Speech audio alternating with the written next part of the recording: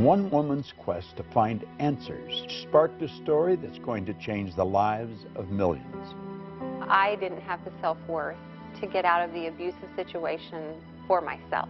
I have 3 children that are the light of my life, and they are the reason, the encouragement, the purpose for me getting out of my marriage. Holly Walker finds herself in a devastating situation. He picked me up by my neck, threw me on the hood of my car in front of our youngest daughter, beat my head into the hood of my car, and choked me until I could hardly breathe. Betrayed by the people who were supposed to love her, struggling just to get back on her feet, having to fight a court battle to get custody of her 3 young children. During this process, there were days that were extremely hard, that I really second-guessed and questioned, what have I done? And I decided that I was going to turn my life around.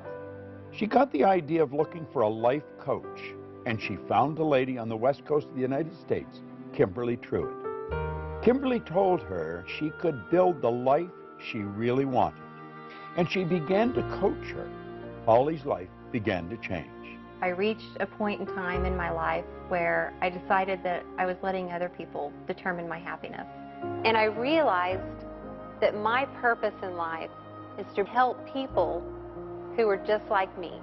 Holly and I became good friends, and today she's a leader in the professional and personal development industry. This film, Beyond the Secret, is an expression of Holly's dream, one way of helping you and the millions of people that will be watching it.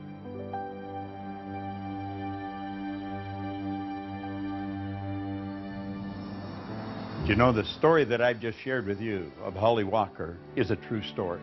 As a matter of fact, I really played the story down.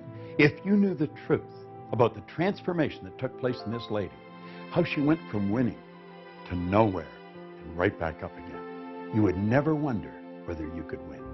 And that's the purpose of this film. We want to recommend that you go beyond the surface, really take a look at who you are and what you are. Do you know that there's around 11 million kilowatt hours per pound potential energy locked up in the electrons in the atoms of your body? Phenomenal power. We've got enough potential energy in us to light up a small town for nearly a week. What do you really want? Listen carefully as each person comes on the screen. Listen to what they have to say, because they're going to put a spotlight on something that Holly wants you to hear. But don't just listen to it. Understand it. Listen to it frequently, and then apply it. Life is a magnificent journey. It truly is, but only if we make it that way, and we have the potential to do that. Hi, I'm Holly Walker, and welcome to Beyond the Secret. What's the value of one really good idea applied to one specific area of your life?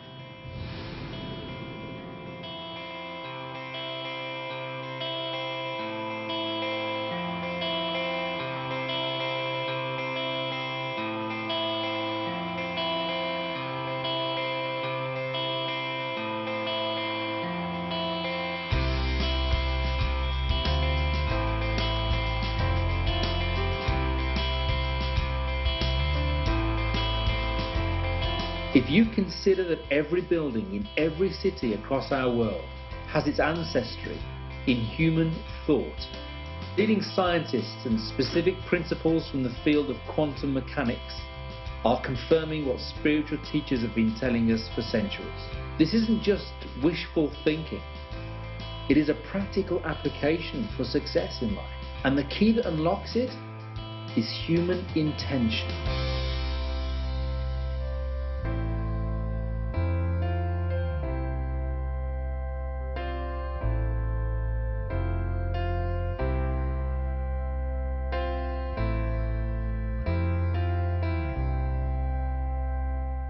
The law of attraction is no longer a secret. It's been discussed, ripped apart, examined, and put into practice by those with the awareness of how to use it to their benefit. You may be like I was, confused, disappointed, or maybe you just have a lot of questions that you need answered. My website has received thousands of emails. I think I'm doing everything I'm supposed to, but it's not happening fast enough. Why am I not making more money? Why isn't the law of attraction? I want to start living my dream lifestyle, not just dreaming about it. How do I do that? I made it my mission to find the answers. I set out to meet with the teachers who inspired me, the ones who really spoke to me and helped guide me through some very difficult times in my life. And literally, through the law of attraction, over the course of a year and a half, I was able to sit down with some of the world's leading visionaries and most inspirational teachers and ask questions. The wisdom that they share in this film is invaluable, and you can use it starting today to change your life. I have heard time and time again, and you've probably heard this yourself, that the law of attraction doesn't work. That's like saying the law of gravity doesn't work. The law of attraction is always working, just as the law of gravity is. Gravity keeps you sitting on a chair and you're not bouncing off a ceiling. But if you use it wrong and walk off a building, you're toast. Well, it's the same with the law of attraction. The law of attraction, though, is a secondary law. The law of vibration is the primary law, and the vibration you're in dictates what you're going to attract. When you're in the vibration of having ideas, everything that's in harmony with having that experience will start to be attracted to you. Like energy attracts like energy. If you're not in a good vibration, you're going to attract stuff you don't want. But the law of attraction's always working. It's a matter of understanding it and bringing our mind and body, our whole being, into the right vibration so that we attract what we want. So if you think you're using the law of attraction, but you're not creating the results you want, it's sort of like taking a lamp to an electric plug. So if I'm carrying a lamp and I'm heading over to an electric plug, and I plug that lamp in, and I don't get any light, I don't get down on my knees and beg the law of electricity to please, dear law of electricity. I've thought about the law of electricity, I've done everything I know, how to be in harmony with the law of electricity, but I'm not getting any electricity, so please help me get electricity. We would never do that. We would think something's out of whack here. Either the wiring in the walls is incorrect, the cord is got a short in it, or the light bulb needs to get changed. And we would know that we need to do something to bring ourselves in harmony with the law of electricity. And it's not different with the law of attraction. So what we're thinking about manifests many times in our daily lives, but sometimes people think that a thought is an actual thing, like what I'm thinking about right now, instead of where I'm thinking from. Where I'm thinking from. So thought is more than a thing. A thought is the very essence of our life.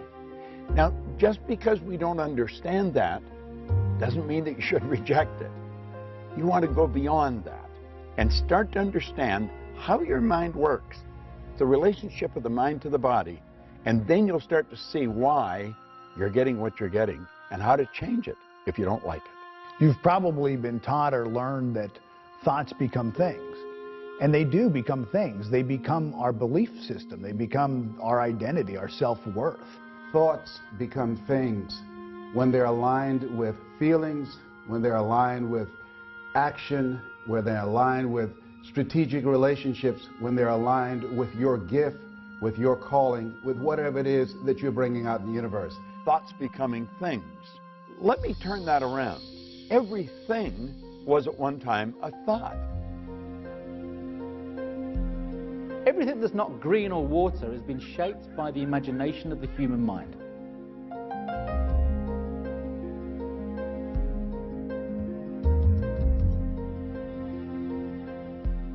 Everything you look at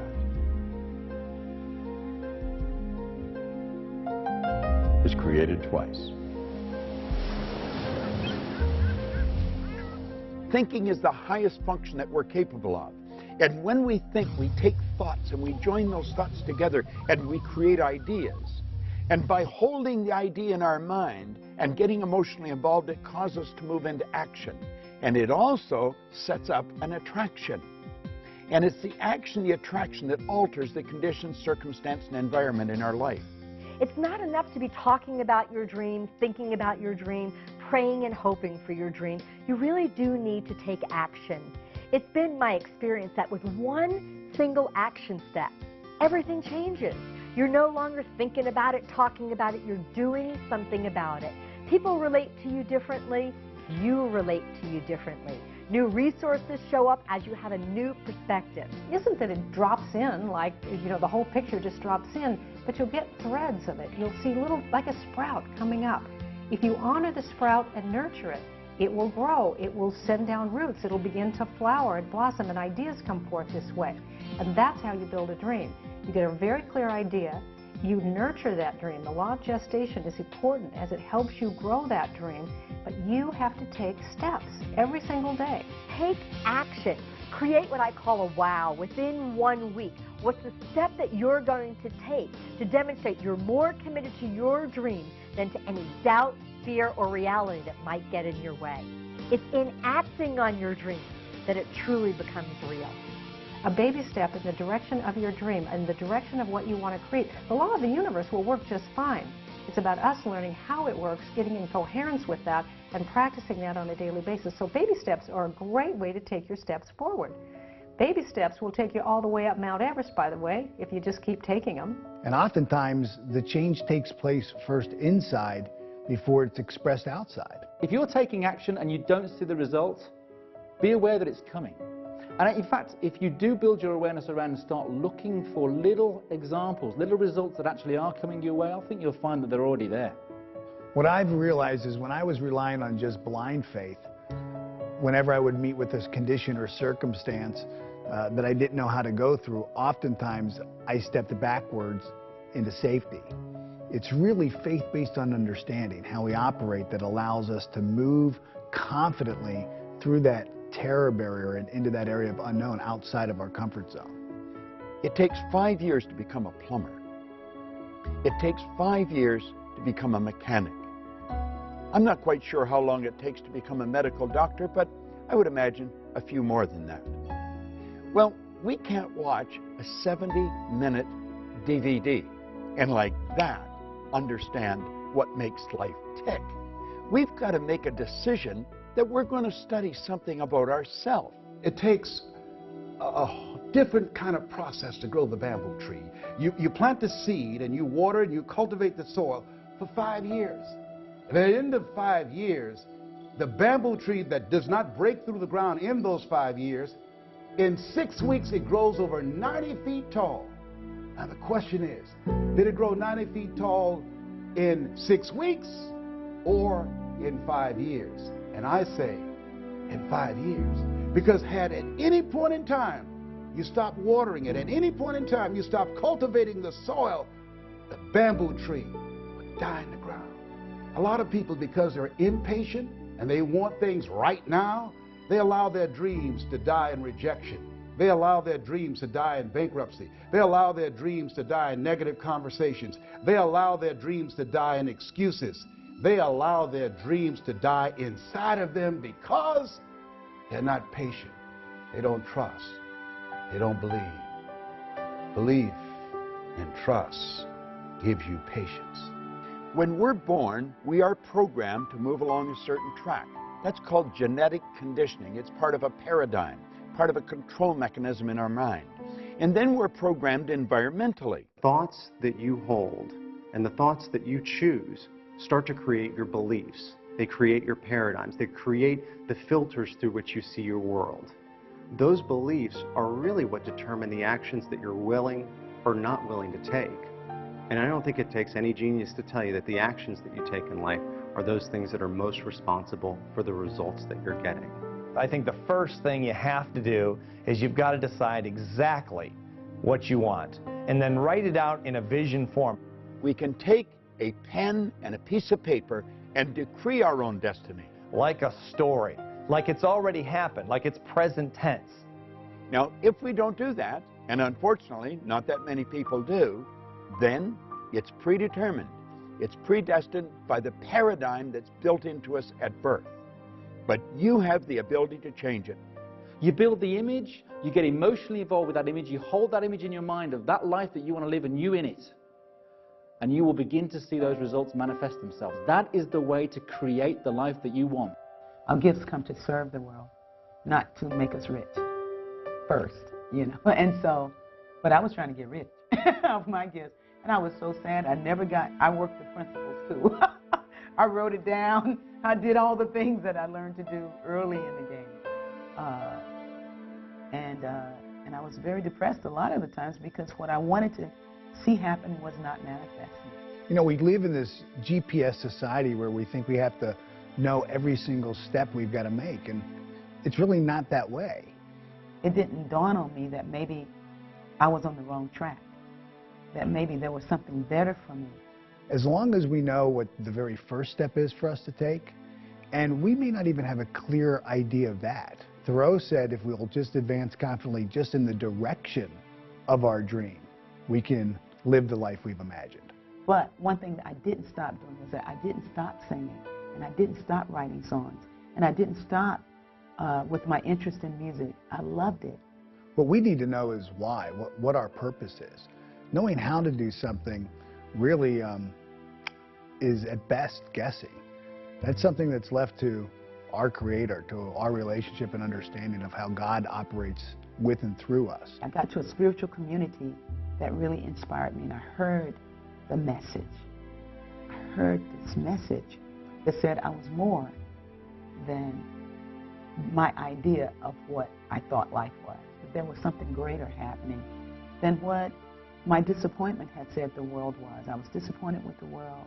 I was disappointed with everything. I was pissed off. I was mad. I was cynical, you know, because I hadn't worked the principles, I thought. And that's like, once I really understood what that meant, I became alive again. That numbness inside of me began to thaw.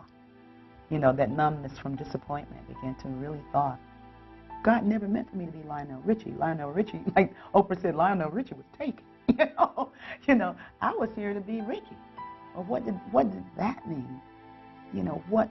And then I started writing these songs of inspiration, writing songs about, you know, about love, about God. That's what I came to do.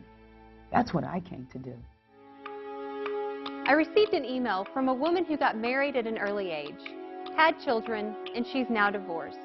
She works at a job that she doesn't like to support her family.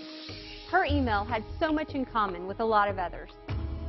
You feel overwhelmed by responsibility, and it may be true that you do feel stuck. That thinking is the problem. The other stuff isn't really the problem. The thinking that you're stuck is the problem. So I know it's hard to think differently when you really think you're stuck. That's why you want to study this, and that's why you want to get some help thinking differently. Okay, if I didn't believe I was stuck, what options do I have? If I didn't believe that I was going to be stuck for the rest of my life with this, what could I do? The mistakes you've made in the past, you've already paid for. You don't have to pay twice. Start right now. Redefine what it is that you want. Begin to take the steps to the dream job that you do want. And you think into the solution. You begin to think from a believing that maybe there's an opportunity. I don't know the opportunity yet, but just maybe. And onto that parched field of believing, let one little drop of water land and say, if I didn't believe it was totally impossible for me to have a life that was really fulfilling, what could I do? There are people who could say, you know, Les, I made a lot of early mistakes. And because of the mistakes I made, because of those decisions that I made some short-term decisions that had some long-term consequences. And as a result of that, I can't live my dream now. Well, that's all in the past. That's all gone. You've paid for that. Don't allow what's going on right now to define you. Be open to the possibilities. One, of getting some help. Also understand and know and expect things to get better for you. And ask yourself, what is it that you need to do differently? But it takes a mind who's willing to explore, expand, extend, and you can choose to do that. You've overcome significant challenges to be where you are today. Don't give power to the mistakes of the past. That's behind you now. Look at yourself right now. Build on that. Build on what you've brought into the world and what you've overcome. And understand that you can achieve so much more if you just apply what's inside of you. Because it's your life, and you're a co-creator, and you get to choose any life you want to have. But the problem really isn't the problem. The problem is always my thinking about the problem. It's never too late to change your life. It's never too late to make a dream come true, and it's never too late to create a new dream for your life. Ask yourself, where do I want to go from here? Begin to focus on the possibilities. See, whatever you focus on the longest will become the strongest. If you talk about, and I know this from my own situation, I talked about, well, I don't have a college education. Well, I was labeled educable mental retarded. Well, I'm adopted. Well, I never worked for a major corporation. All of the things that I focused on, that became the dominant story in my mind. When I began to flip that script and I became convinced in my spirit that what I had is enough. What you have is enough. Where you are right now, that's enough. That's all you need. If you have the faith of a mustard seed, if you hold a mustard seed in your hand, you can't see it. You don't have to have a whole lot. It is absolutely pertinent that you have a dream. If you don't have a dream and you're taking action every single day, then there's really nothing that separates you from a hamster running around in a wheel. Yeah, you're getting a lot done, but you're moving nowhere. The dream is what gives that action direction. I would really like to believe what you're telling me, Bob, but I feel stuck. By the time I get home and get the kids to bed, I'm beat. I'm in hock right up to here. I don't have the money to really buy some of the things or attend some of the programs you're talking about. And quite frankly, I'm tired. I really don't know how to make it work. What is something that I know I could do, know I should do, and know if I would do, it would move me closer to my dream? Now, I'm not asking that you're going to have an answer that's going to make this big quantum leap. What's just the first step? I have a friend who does a seminar called How to Earn Over $200,000 a Year with Your Eyes Closed. Mike Jones out of Philadelphia. He's been blind since he was 10 years old. Tawana Williams, she wrote a book called Unarmed But Dangerous. She's the president of her own corporation. She was a 10-year crack addict, a single mother, and she was born without arms. Oh, what's your excuse? I say you're bigger than your excuse. Stop focusing on your reality. Start to ask yourself, how do you want your life to be? And then take action steps to prove that you're not just talking about it. You're not inspired. And you're not inspired because you don't have a goal. You have things you want that you wish for. You're being controlled by what's going on in your outside world. Your external circumstances are just a mere reflection of your internal circumstances. I've gone into prisons. I've seen people that were stuck beyond what you could believe. And I've watched them change. There is a way, but you've got to have a reason, and it's got to be a good one. It's got to be something you want. And not all dreams need to be Mother Teresa dreams. We're lucky that there are people in the world that do want to make the world a better place. But your dream of spending more quality time with your family, your dream of being paid well for doing something you really love, your dream of being healthy and physically fit, these are really important dreams as well. Looking at the world as unlimited in possibility, looking at your life as an unlimited set of possibilities, and waking up every day in a state of gratitude. And that's not, I don't mean gratitude is going to do it for you. I don't mean gratitude is going to lead to action, but it puts you in the right frame of mind to really invoke the law of attraction. So it's your emotional involvement that alters the vibration and sets up the attraction. The number one step you need to take is to fall in love with what it is you want to be, do, or have. Just repeating something isn't going to do any good. You've got to mix it with feelings of emotion. You've got to internalize it. You've got to become the actor. You've got to live the part. It's not just a want or a wish or a desire, it's an all-consuming obsession. You do it frequently, it'll become a habit. You must be emotionally involved with whatever you want, or nothing's going to happen. There was a woman I know, a young mom, 2 kids. She was a single mom, had dropped out of high school, didn't have an education. The father of the children had been long gone and there was no child support. So she was working 2 jobs. She worked at a local fast food restaurant and she took in laundry and alterations at night to earn enough money to support herself and her 2 kids. She lived in a very small 1-bedroom apartment and it was $500 a month for the rent, and it was all she could do to just squeak by. And then she heard about these ideas, and she thought, well, if I had a dream, what would my dream be? And at that point, she thought, I would love to have like a place we could live that would have 3 bedrooms where we'd each have our own room. But how would I do that? I mean, she was barely getting by on being able to earn enough to pay the $500 a month. So you need to build a very clear image on the screen of your mind, in your consciousness, of you in the role, in the life that you want to live. Only then are you in a position to be able to plant things in the home, such as vision boards or bullet points or reminders anywhere that might be on the dashboard, on the bathroom mirror, on the fridge, that prompt that image onto the screen of your mind.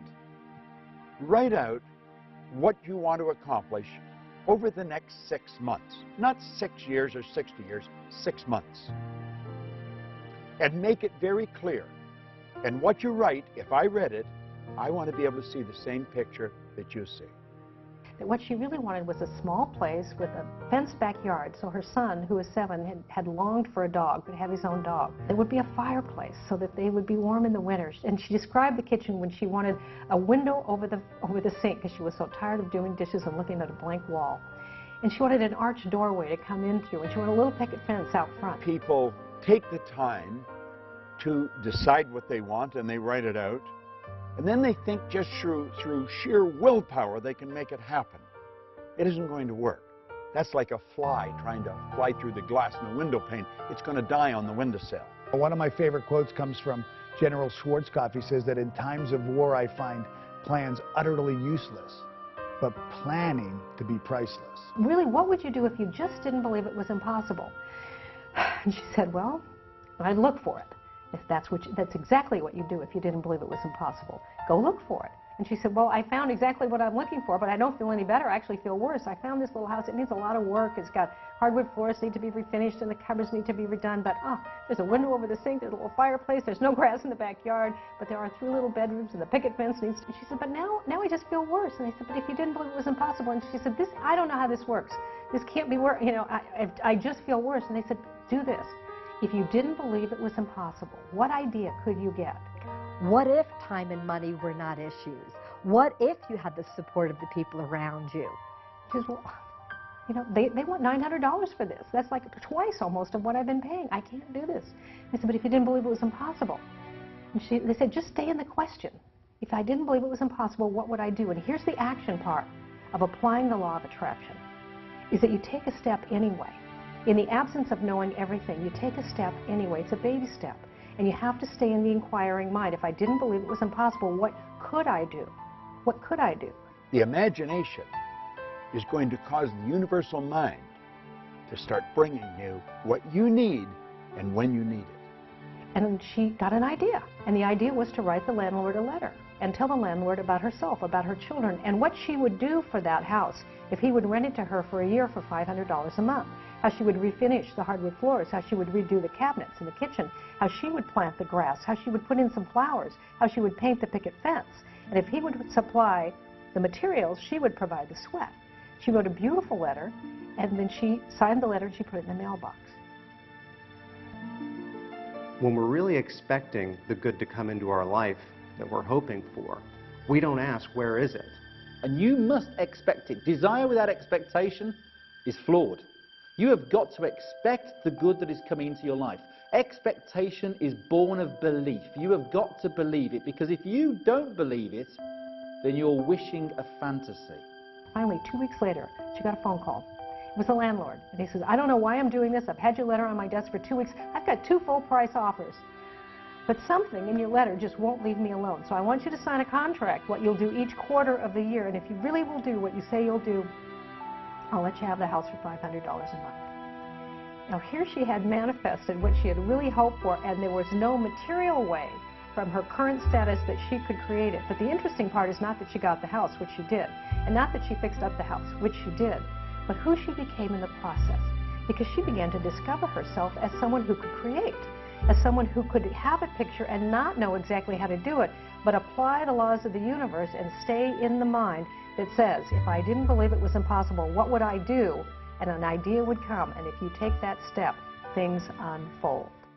I really related to this next video email because I've experienced a lot of the same things. My husband thinks this stuff is all a bunch of fairy dust. It's hard to try when you constantly press down everything I do. Does this stuff really work? See, everybody does not want to see you make it. There's some people that are jealous. There's some people that are envious. Why? I don't know. Some people, because if you are driven and you're working on your goals and dreams, they feel that will make them look bad. As you start to study this information, your life is going to change. You know, along the way of trying to apply these principles, you'll hit the top edge of your paradigm. You'll hit other people telling you all the reasons it can't happen, what can't be done. MIT did a study. If I tell you, you can't do that, someone has to come along and say, you can do it, you can do it 17 times to neutralize at one time. And it's very important to be absolutely fueled by your vision. For some people, the word dream is even just too out there. Let him know a dream is simply something that you want, or better yet, learn to speak the language that he understands. When a plane's taking off, it's got to go against the wind, it doesn't go with it. And you're going to run into a lot of resistance. If you're not getting a lot of resistance, you're probably not going anywhere. You're going in the wrong direction. Don't resist the resistance, though. There's a law of non-resistance. Just let it go, because whatever you resist persists. When someone is not latching on to another person's dream, I really believe it comes from fear. In other words, their consciousness is rooted in fear, and this is basically, in a nutshell, a frightened person. And they get uncomfortable with it. Now, I'm not just talking about maybe your boss or your colleagues at work that are telling you not to go and do this thing that you desire doing. I'm also talking about those that you love dearly. I'm also talking about your partner, your spouse, your husband, your wife, your mother, your father. And you know, the people that are closest to you are going to put up the most resistance. They don't really want you to get ahead, because if you do, then you become a mirror to them. All of a sudden, they've got to look at you. They know they're as smart as you. They're as educated as you. They've known you your whole life, maybe. And all of a sudden, you become a mirror. And when they look in that mirror, they see themselves, except they're not where you are. And sometimes they can resent you because of that. And it causes problems in friendships. It causes problems in families. And it's just part of moving ahead. It's part of going to the top. They don't understand what you're doing. They don't understand where you're going. And you're going to find as you study, you keep raising your level of awareness. The people you're hanging around with may not. You know, often people ask the question, when you lose people along the way, is this a lonely journey? Think about your life. You've grown, you've progressed, and probably your first grade friend is not your best friend now.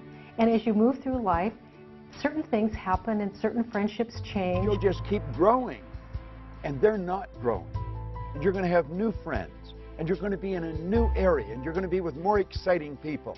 Don't sell your dream out to somebody else's opinion. Look at your relationships and ask the question, what is this relationship doing to me?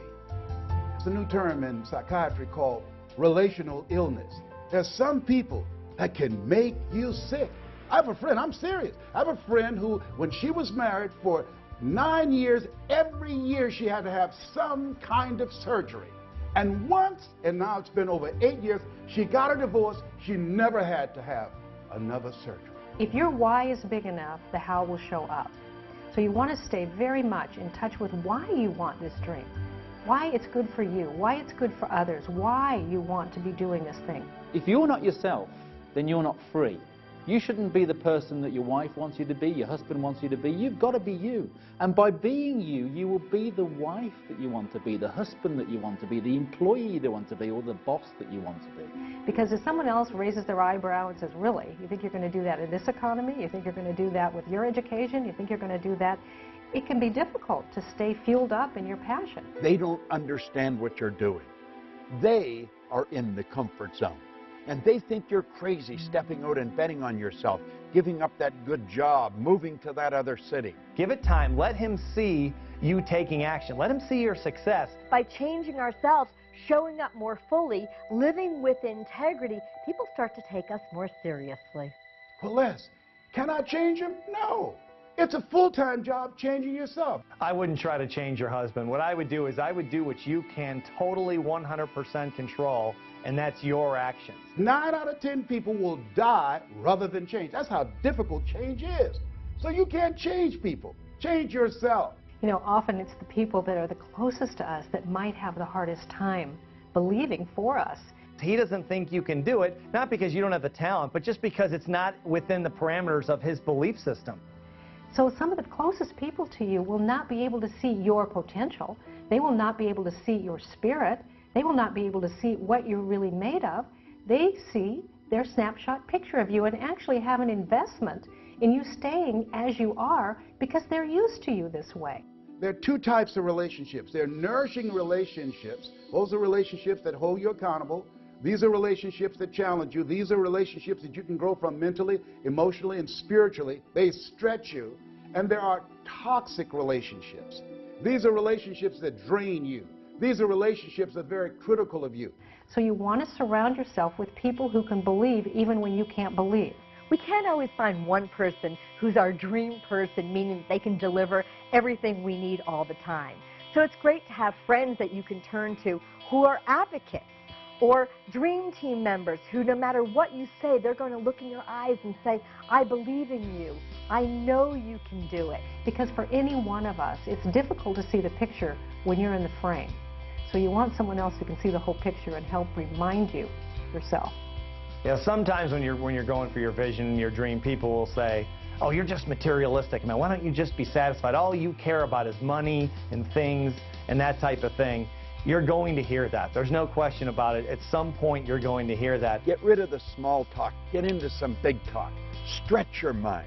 Go where you've never been. What we're talking about is not about materialism. It's about thinking. You can apply it and get as wealthy as you want to be. There's no question about that, and a lot of people have. You can also apply it to your relationships. You can apply it to your health and fitness. You can use it any way you wish, but it's really about thinking. As you get freer and you get more liberated and you get more expansive, it's a lot more fun. And people who are the naysayers and people who said it couldn't be done, take a look at your life and then they get interested themselves. And if they don't, you just bless that and honor their right to have a life that they choose. Life is short and it can be great. Make it that way. Don't let the resistance knock you off track. There's some people that are so happy and so at home being negative, they can walk into a dark room and begin to develop. You know who they are. And if you're sitting with the enemy right now, just blink your eyes. I see you.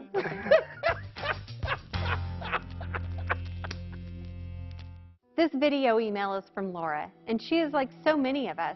She doesn't like change. I hate change. I'm not happy with my life, but making huge changes seems way out there, and I don't want to end up being laughed at if I fail.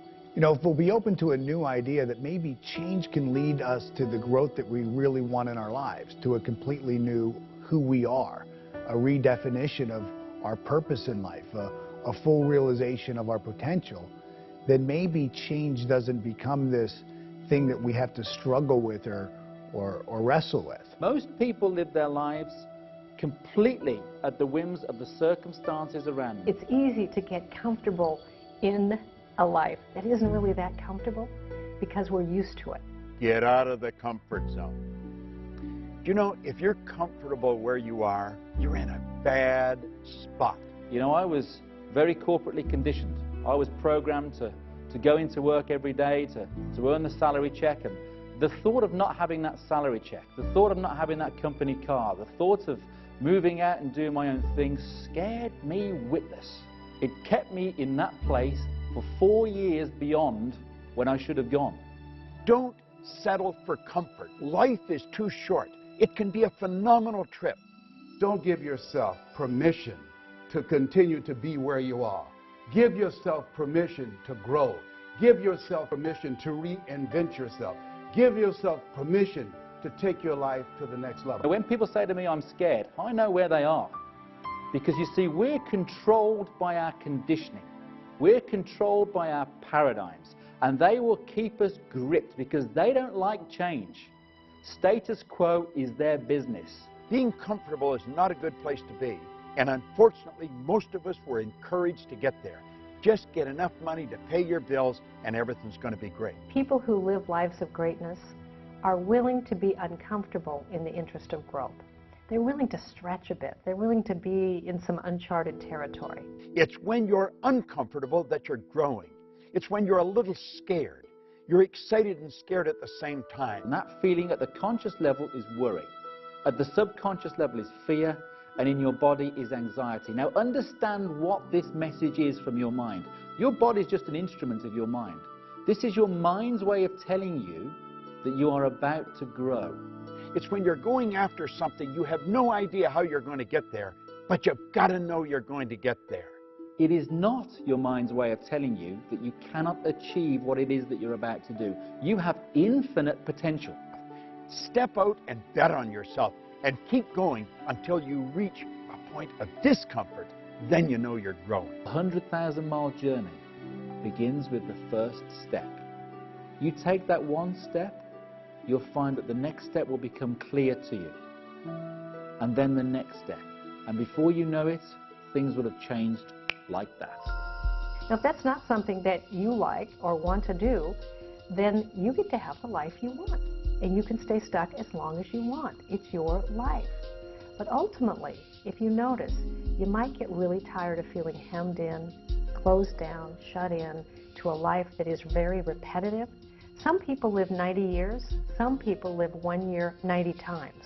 The beautiful thing about being who we are is we have the ability to make choices. J. Martin Coe, in a little book called Your Greatest Power, said that is your greatest power. It's the power to choose. Every day I wake up, I make up my mind, today's going to be a great day. And you know something? It is. If you learned to walk, you had some disappointment. You saw a toy across the room. You wanted to go get it. You stood up and you fell down. And you stood up and you fell down. And you stood up and you fell down. And you never once, when you fell down, went, that's it. I'm just not meant to be a walker. No baby does that. But as adults, we get older and we start thinking we're smarter than that. So we fall down in love and go, that's it. I guess I'm not meant to have love. I don't want to be disappointed and hurt again. We fall down in money. And we say, oh, I guess it's not for me to have abundance. It's not about that. It's about a willingness to have some stretch goals. And you are going to fall down, and you are going to have some disappointment. But it's okay if along the way, what you're recognizing is you're part of something that is much bigger than a little bit of disappointment or having your dream come true exactly when you thought it should. You're living a life. If you look at the most successful people that have ever lived, the ones alive today or the ones in the past, failure was a part of their journey. And you're living in what Hildegard of Bingen in the 13th century called the best life there is. And she said each one of us must learn to live on the green, growing edges of our own becoming. You're here to do what you love to do. And then it's more than just following your bliss. It's really, really doing the thing that you love to do and learning how to do that well, not to think that, well, just because I can sing, I love to sing, well, let me go get a record deal. Let me go get a contract. Let me use the laws to manifest this. And it's like, well, no, let's learn to sing. And that's where aliveness is. So you get to choose how much life you're willing to live. We're here to serve our gifts to the world. That's why we got them. That's why we got the things that we love to do. I mean, it's an indication of what it is you came to do. In your day-to-day activities, what really has meaning for you? And that'll be 75% of your purpose, of what you're passionate about. The other 25% can be calibrated by those around you that know you well. Ask them what it is that you're good at. Ask them what it is that they love about you, what you do at your best. Correlating both of those will be your purpose. I've always loved music. And so my vocation revolves around music. It always has. I mean, I've always loved doing that. I've met so many people who just really didn't know. They don't know what they came to do. I'm thinking like, well, you just came to express your creativity. Now, what is it that you feel good about being creative? I mean, how do you like to express yourself? What is the way you like to do that? And somewhere along your line of interest lies the thing that you came to do. And then the people who would be served by what it is that you love to do. You watch most people, it looks like life was a practice run. They sort of tiptoeing through life, hoping they make it safely to death. But imagine, if you will, being on your deathbed and standing around your bed, the ghost of the dreams, the ideas, the abilities, the gifts given to you by life, and that you, for whatever reason, you never pursued those dreams.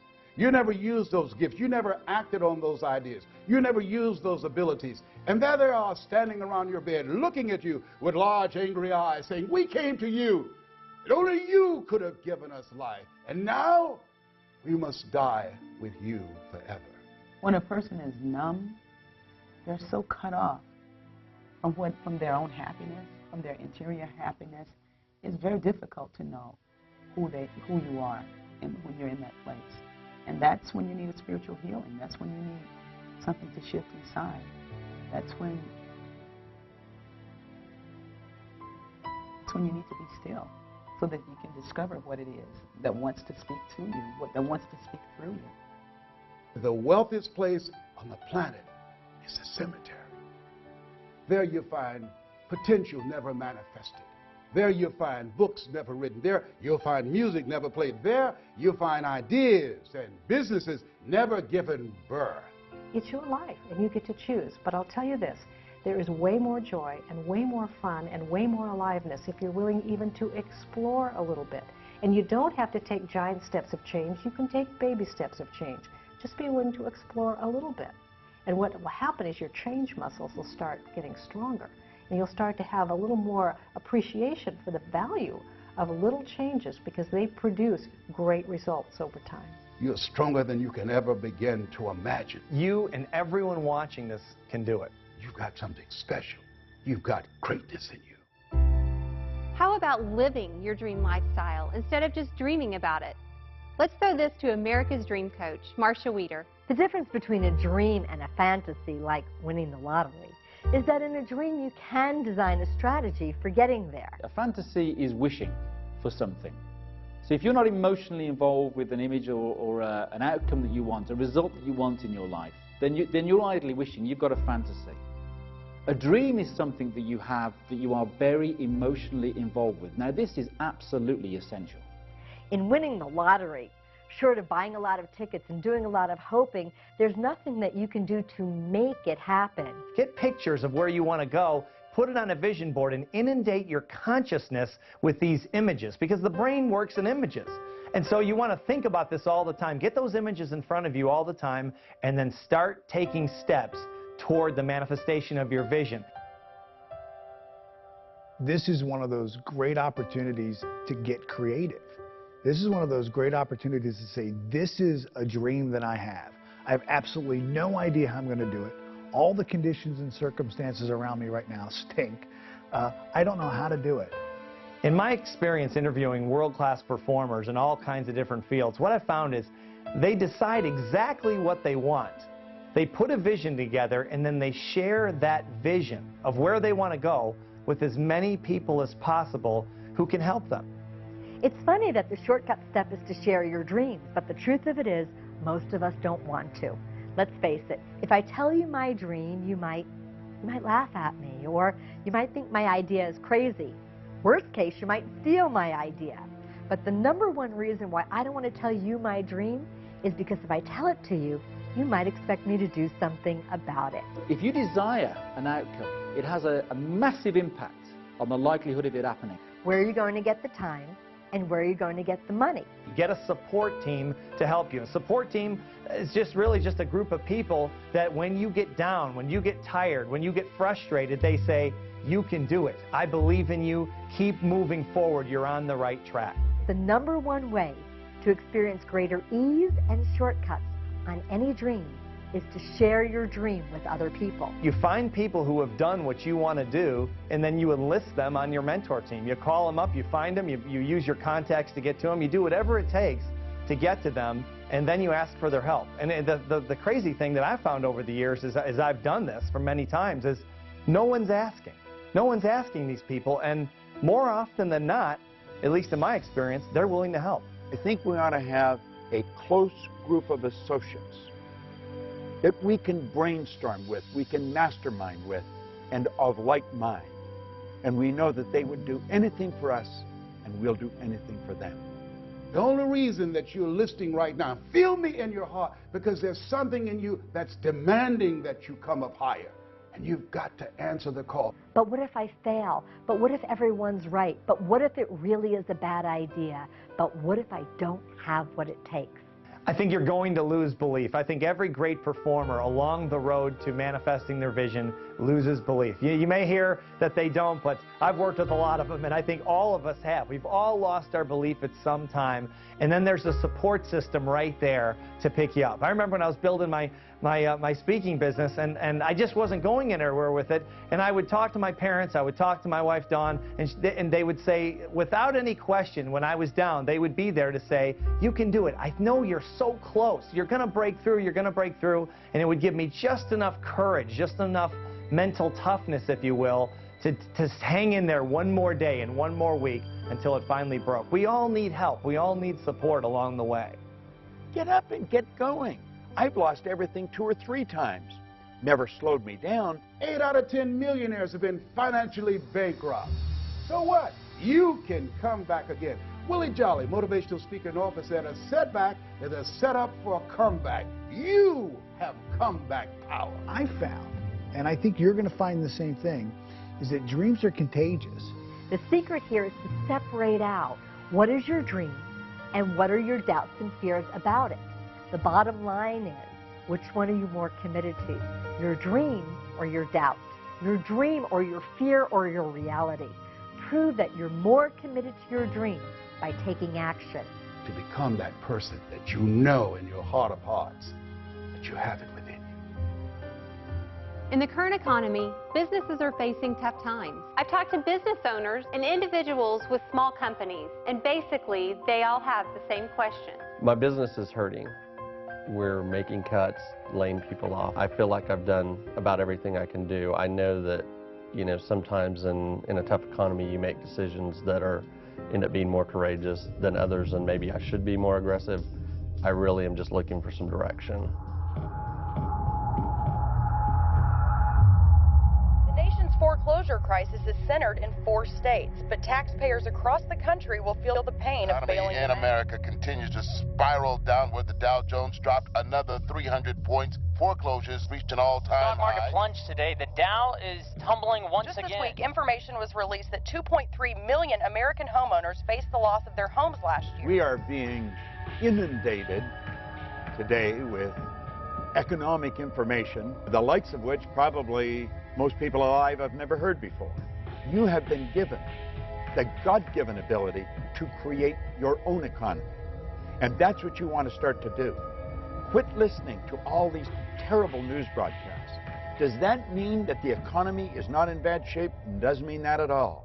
But if you study history, it's when things are at their worst that they're actually at their best.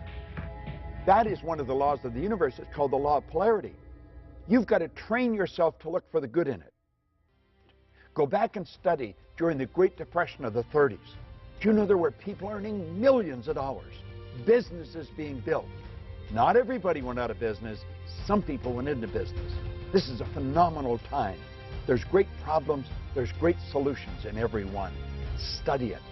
Bring your mind to bear on the good side of what you see. I think what you can do right now is be open-minded to a new idea.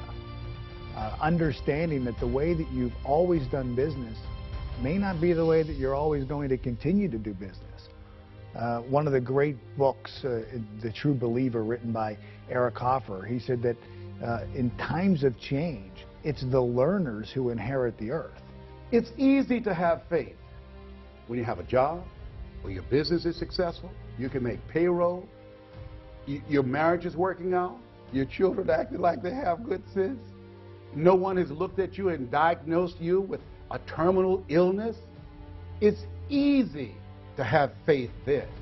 But the true test of faith is when life taps you on the shoulder. You've got to look to your beliefs about money. Like, what do you believe about money? Do you believe that money is a good thing? Is it a bad thing? Is it something that that you shouldn't want? Is it wrong to want money? I would study your beliefs, because your beliefs will dictate your behaviors. You don't necessarily get what it is that you want in life. You get what you believe you're capable of. You get what you believe you're worth. And if your behaviors aren't in line with making more money, you won't make more money. You can wish for it all day long. It's not going to happen. But if you can alter your beliefs and expand your beliefs around money, you can automatically, just by default, change your behaviors around money, which will ultimately lead to making more money. A person doesn't earn $50,000 a year because they want $50,000 a year. They earn $50,000 a year because they're not aware of how to earn $50,000 a month. Stop and think of the things that you're aware of today that you weren't just a couple of years ago. Awareness is the most phenomenal thing. If you were aware of how to utilize the potential that you've got, your whole life would change just like turning on a light. Awareness, you develop it through reading, you develop it through listening, you develop it through studying people who have done what you want to do. Study people that have developed wealth and watch the way they live. I don't mean the cars they drive or the houses they own. That's all fine, but that's all icing on the cake. Everything you own at the time of your death is going to belong to somebody else. But what you are is yours forever. No one is any better than you, and no one's any worse. We are truly equal. And what we want to do is really understand that. Do you know that everything, ourself and everything that we see, is energy? And it's in a source of vibration, pure unadulterated spirit. There's an infinite amount of money. I don't mean there's an infinite amount of paper and gold. I don't mean that. I mean, making money is really unlimited because money really flows directly from ideas. When you begin to start thinking, get grounded within yourself and be still and start thinking and not allow yourself to make decisions from your fears.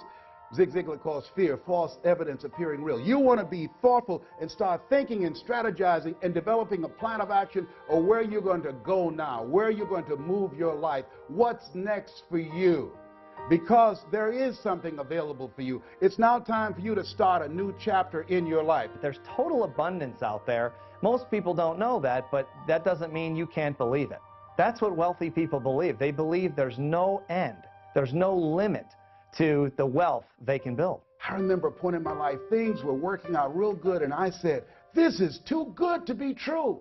I had a talk show. They paid me millions of dollars to do the show.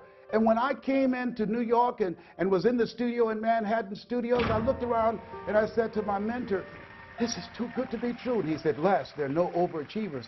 I said, Mike, this is too good to be true. Something is bound to happen. And it did. Thou shalt decree a thing, it shall be established unto you. Death and life is in the tongue. Don't be afraid of taking a risk. If you fail, you can get up and go at it again. Failing is a part of winning. One of my favorite studies is on The Spirit of Opulence, written by Thomas Troward. He said that when we're drawing from the infinite, we never be afraid of taking more than our share. I just love that. He said that's not where the danger lies. The danger lies is in taking less and being willing to settle for that. I am asked over and over again, is this a good time to take a risk? Step out and follow your purpose. Do you know the worst thing that can happen to you is not to take a risk? That's the greatest risk. See, I live with the idea that if you're not on the edge, you're taking up too much room. We've got to step out of the life we're in if we ever want to get to the one we're going for. You know, a lot of people talking about waiting for their ship to come in. And Abraham Lincoln talked about the fact that the people who win in life are willing to swim out to the ship. You weren't born believing that money is the root of all evil, or that you should go to college or you shouldn't go to college, or you should get married or not get married. Those are all programs from people of influence in our childhood. When we were little kids, people said this is right and this is wrong. And we believed it because we didn't have any frame of reference as children to argue with them. Well, now we do. Now we know what we're going to need to get where we want to go. The quality of thinking that has defined who you are and the life conditions and circumstances you have now is not the same quality of thinking that's going to produce what it is that you want and move you beyond your comfort zone. Now you believe it. Now what? Now what you're going to do is you're going to start taking action to move forward with building your wealth, because you're not going to be holding yourself back. You're not going to be sabotaging yourself with this belief that there's only so much, and who are you to want more? Who are you to dream bigger? Because you know there's enough to go around for anyone that can believe and then follow up their belief with action. If you have an idea of a business that you want to start, and immediately you sit down with pen and paper and want to figure out how you're going to afford it, you might right out of the gate compromise the dream down, making it smaller, because you know that you can afford this much money. But as you start to pump up the muscle of being more creative, more visionary, dreaming bigger dreams, you'll also see that it's more powerful to really go for what you want and then figure out how to make it happen. First, understand what your dream looks like. And then when you know what your dream is, then decide if you have enough money or not, because how possibly could you know how much money you need until you start taking action towards it? In our conscious mind, we have this thought that we want to be, do, or have more. We want this big income, we want better relationships. But that thought then has to be in harmony with the belief of who we are. And oftentimes, it's not. And here, I think, is where I know for me in my life, many times, and I think a lot of people get stuck because this is where we surrender. I think there's two major kind of beliefs. There's true belief, where you've actually experienced something and you know it's true. You believe it because you actually lived it. That's true belief, 100% belief. And then there's the belief of a lot of superachievers, which is what we call manufactured belief. In other words, as emotional creatures, they've literally talked themselves into believing something they've never done before, that they don't even know is possible, but they talk themselves into it. We call that manufactured beliefs. And a lot of people, before they ever accomplish their visions, have 100% belief in their ability to do so because they've talked themselves into it. What else in you that you haven't used that now the universe is demanding that you bring it out here? Really get very clear on the vision of what it is that you want to do. Internalize that vision, become emotionally involved with it. And then, when you become intuitively aware of an action step, an idea, one of those out-of-the-blue moments that you can do that would move you closer, that's when you act, regardless of the condition or circumstance. Those are the 3 steps. Build the image, internalize the image, and then take action. When you are actively engaged in making things happen, you don't have to be depressed. I don't think most people will do what we're talking about. That doesn't mean you shouldn't do it. You should do it. And that's one of the reasons to do it, is because most people won't. It gives you an unbelievable opportunity to move ahead. A negative person can look at opportunities and all they will see will be the obstacles. But a positive person, a person who has an optimistic view of life, they can look at the obstacles and all they will see will be the opportunities. And everyone could do it, but chances are they won't because of all that lack and limitation programming. Years, and if someone is 30 years old, chances are they have 30 years of lack and limitation programming. That's a lot to overcome. So most people probably won't do it, but you can do it. All you have to do is take the steps now. Take the steps starting today. Forget the past. It's over. Most people don't realize the 40-40 plan is gone. This is the era of the 3 C's: accelerated change, overwhelming complexity, and tremendous competition. The 40-hour a week doing the same thing for 40 years, that day is gone. That was a domestic economy. This is a global economy. You will have, if you're just getting into the job market, at least 5 careers before you're 65. This is the time you want to be creative. This is the age of what Ralph Waldo Emerson calls the age of self-reliance. You want to be creative. What are the various things that you can do that you're not doing right now? Today, as Robert Schuller would say, you either expand or you are expendable. Be creative. Start thinking, what is it I can use my talents and abilities for? I think if you'll start to focus on how you can rather than why you can't, you're going to find that not only is your business going to grow, but the people in your business are going to grow.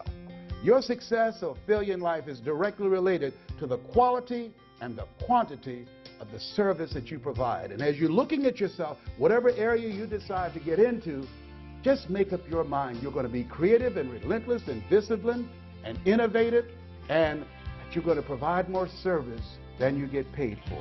You and hundreds of thousands of other people find themselves in a very similar position. One thing we do know is that change is inevitable. The way that we've always done things isn't always going to work in the future. What are your assets? What are your gifts? What are your talents? What are the things that you can do right now where you are with what you have? Chances are the conditions and circumstances for you right now are not conducive to you making this big change in your life. You have to find the yes people in your life. You have to find the yes conditions. You have to find the yes circumstances. You want to be connected with like-minded and like-hearted people, people who you trust and believe in, people who are moving in the direction of their dreams, people that can inspire you and that you can inspire them, people who can help you to open some doors that you don't see right now, people that can help you go to the next level. You want to be connected with people that are on the way rather than in the way.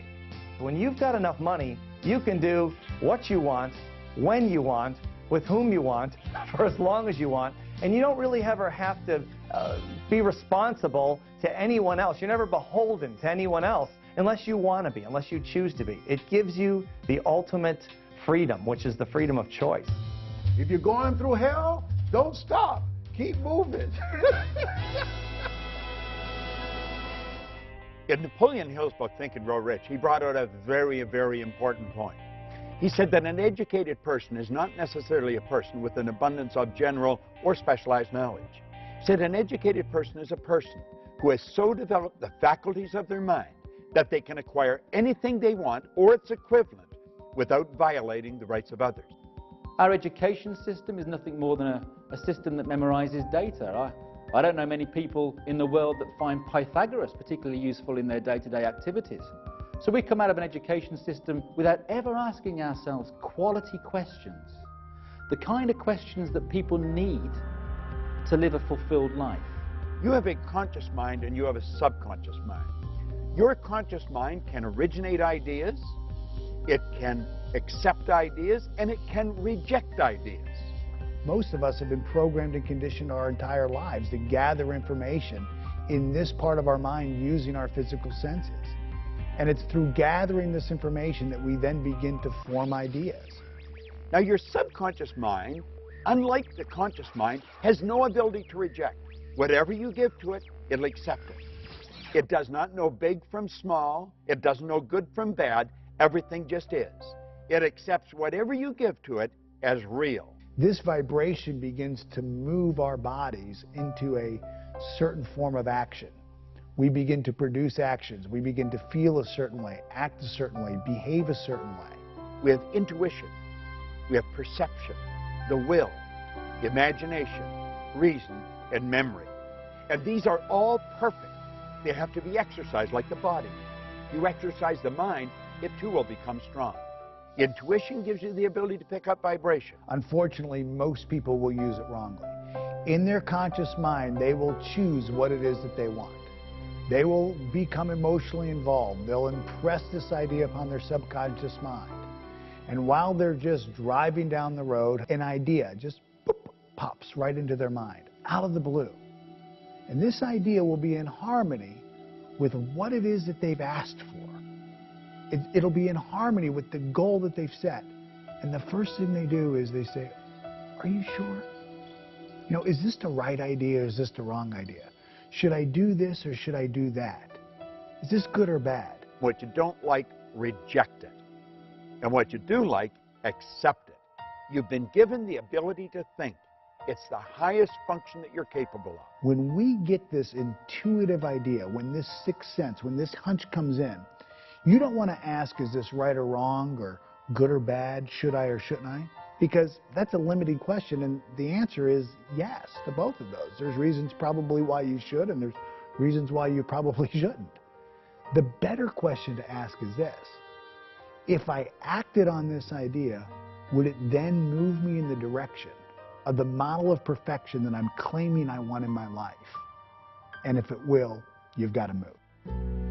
So stop giving yourself those excuses that say, well, you know, I'm not good enough for this, I'm not good enough for that, because that, again, is your conditioning. That's rubbish. You can achieve whatever it is that you want to achieve in the same way that Bill Gates has done it, in the same way that Richard Branson has done it, or in the same way that anybody that you get inspired by has done it. Understand that you have exactly the same faculties, the ability to choose and shape your environment accordingly. Tune into that power, and you will create an extraordinary life. Well, I believe that we're all radiant lights of God. You are a radiant light of God. I'm a radiant light of God. And if you don't want to use the word God, we're radiant light. We're energy. We're pure energy. So we're always radiating something. We're radiating something, and I would choose to be one who radiated love. And I feel like when I'm radiating that, the universe corresponds to its own nature. So I'm radiating this beautiful essence that is love, and I find love. You define your purpose by first taking a look at your life, the things that you're doing for work and the things that you're doing for fun, and say, what do I really get excited about? What really gives me that psychic income, that feeling that I'm doing better? That kind of feeling is telling you, it's feedback from the spiritual core of you, who you are inside. That's telling you your purpose. And you will find that there is magic in this. As the image and the feeling tone get in coherence, it's like laser, and things really begin to shift fast. I know today's going to be a great day. There are no problems, there's only lessons. Everything that happens is to teach us something, to move us ahead to the next phase of our eternal journey. This isn't a fantasy world we're talking about. This is the real world. This is something you can do. People with less talent, less intelligence, less education have done this. Find out what you love and then dedicate your life to it. If you at all believe in the law of attraction, you know that you've attracted this film into your life at this very moment in your life. You're not here by accident. I'm not sitting here talking to you by accident.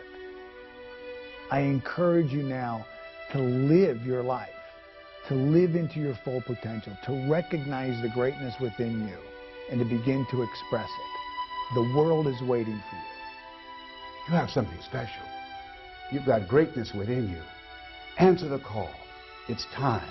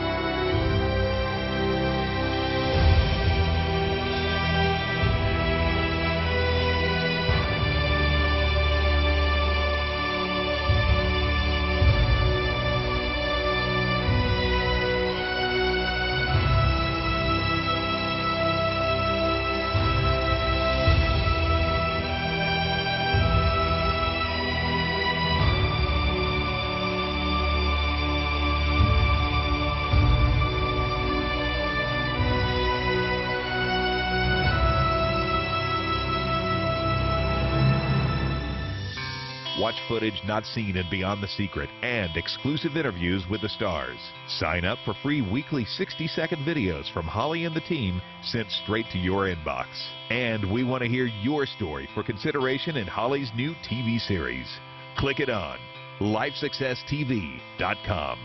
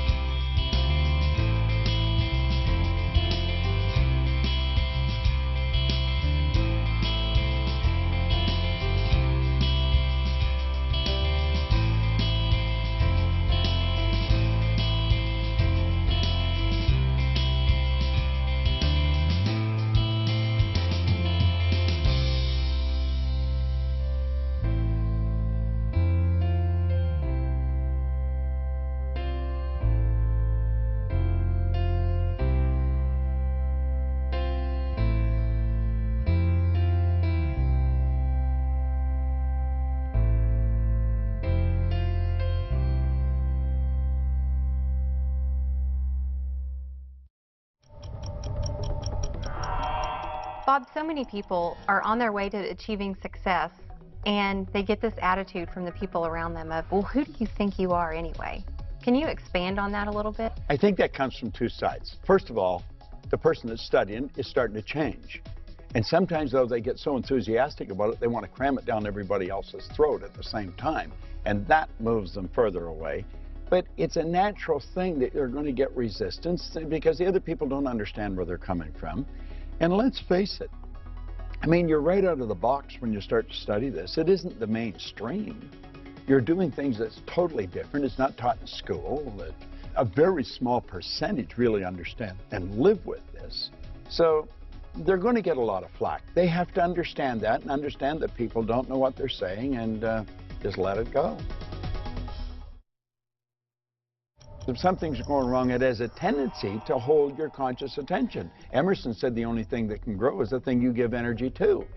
What we've got to do is stop ourselves just flat and say, wait a minute, I don't like that. What would be the opposite to that? And then write out what would be the opposite and then keep repeating it like a mantra if you have to. But we have a tendency to focus on what's wrong. And we've got to get away from that. And get away from any people. Don't let people talk to you about it. One of the things that you taught me, Bob, that has been huge in my life is that force negates. Can you talk a little bit about that? It's a beautiful thing to learn because we have a tendency to want to do that. If something won't work, we're going to jam it. It won't. Force negates. Let is the key word. We let things happen. Now, that doesn't mean we don't give it lots of energy. But force is not a good thing. There's no power in force. I think they get into abusive relationships because they attract them. And it's low self-esteem on their part. And when they understand that, they probably stop it. I think most abuse, it's a man's problem. It's not a woman's problem, more often than not. And I think if a man sees another man being abusive verbally or otherwise, he should let him know that that just isn't going to fly. You know, you're not going to put up with it and put a stop to it.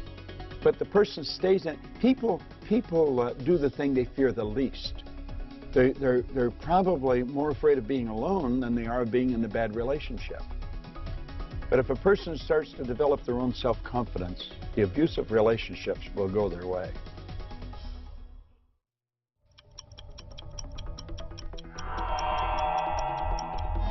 How does someone make more money, Bob? If people want to earn a lot of money, they've got to understand they have to have multiple sources of income. You cannot have one source of income and become extremely wealthy. Or if you do, I don't know what it is. But with multiple sources of income, anyone can become wealthy. So it's worth studying, and it's something we should understand. Now, when we talk about multiple sources of income, we're not talking about multiple jobs. That's what I thought it meant first, and I had 5 jobs passed out in the street. No. A source of income is where you provide service and you receive a reward. Working happens to be the worst way to earn money. We shouldn't work for money. We should be working for satisfaction, something that's meaningful. You provide service to earn money. And of course, if you want to really learn how to do it, study it and it'll happen. Find somebody that's doing it. I'm doing it. I help people study it. You can do what the most successful people do in terms of financial success, and they look at the profit centers. They look at what makes the most money in the shortest amount of time. I mean, I'll give you an example. One of the best pieces of advice I ever got was from a gentleman that owns a $300 million real estate empire, and he said to me, I said, how do you run such a big company? Because I've just never had that many employees, but I've never had that kind of success either. How do you do that? And he said, it's real simple, Steve. I come into the office every day, and I ask myself one question. What makes me money the fastest? And then I do that. And then the second question is, what makes me money the second fastest? And then I do that thing. And then third and fourth and fifth and so on. And he says, and that's how I built the $300 million company from scratch. He said, most of my competitors are focused on all these peripheral things that really don't add to the bottom line. He says, I don't do that. I focus on the profit. In that weight loss model, we're in problem-solving mode. There's something we want to get rid of, and as soon as, I might diet and exercise, and then as soon as the scale shows that I've lost a couple of pounds, I'm back on the brownies. So it's not an incredibly powerful way of living life. I do find that it's I see people have better results when they're honest about where they are, we'll call that their reality, but more committed to the dream of where they want to go. Let's take the big dream, break it down into projects that you can easily accomplish in 1 month or less. It's a short enough period of time where you can stay passionate and excited, but a long enough time where you can see a result. If we don't see results, we're going to give up. One of my missions in life is to change the way that we think about and talk about our dreams. So instead of it being, gee, maybe someday, it's like, this is what I want, and this is what I'm going to do to prove to myself and the world around me that I'm serious about it. I almost don't care what it is that you're doing, as long as you're doing something every day to make the dream happen.